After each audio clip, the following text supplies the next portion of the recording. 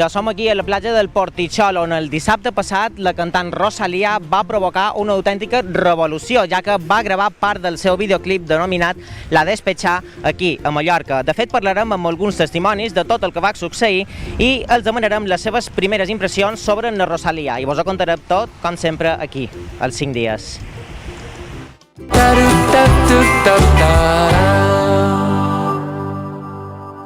Continuem en directe els 5 dies molt pendents. Ja han vist d'aquest concert de Rosalía, que ara obrien les portes, però és que el cap de setmana passat la zona d'Esportitxol a Palma també ha viscut una autèntica revolució, podríem dir. I és que Rosalía va arribar sense avisar dissabte i va estar gran part de sobre baixa rodant el seu videoclip del seu nou tema Despechá.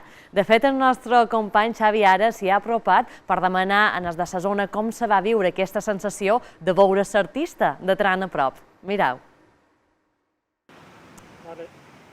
I de companys, som aquí a la platja d'Esportitxol, que és l'escenari on el dissabte passat la Rosalía va crear una expectació sense precedents. Va estar aquí gravant part del seu videoclip, Despechá. I de fet ens hem atracat aquí a la platja per demanar a la gent present que hi havia per demanar les seves sensacions, demanar un poc com ho varen viure. De fet, hem vingut aquí a veure n'Oriol. Oriol, bon dia, com estàs? Bon dia, molt bé.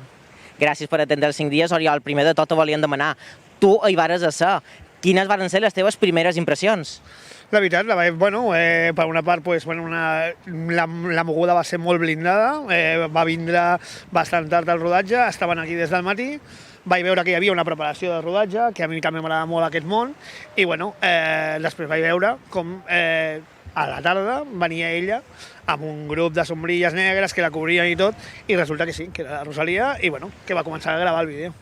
Vosaltres de qualque manera sabíeu que la Rosalía havia de venir per aquí o no sabíeu res i us van sorprendre que van venir aquí de sobte? Va ser una cosa que deien que era un secret de veus, però en realitat no ho tenia que saber ningú. Però la gent de la zona sí que ho sabia. Llavors, hi havia molta gent que ja estava amb l'expectació de que segurament seria ella.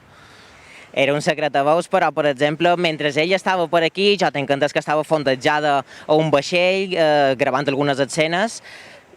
Com va ser l'actuació de la policia? Vos varen deixar atracar-vos molt o per ventura va ser un poc més restrictiu? No, bastant restrictiu. A part de la policia no tant, sobretot el seu equip. El seu equip va ser molt restrictiu perquè van agafar i van posar moltes valles per tot arreu i cada 2 per 3 estaven pendent de qualsevol moviment.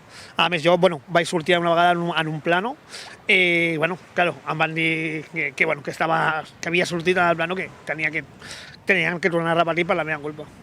I la Rosalía és tan natural com la pinta en les xarxes? Home, jo la veritat, no ho sé, però que es va enriure, diguéssim, de la meva situació perquè em va veure i jo estava aquí i em va mirar directament i es va començar a riure com dient perquè jo portava gària a la platja amb els meus collars, les meves pintes, que es va quedar una mica, mira, aquest ha sortit en el plano.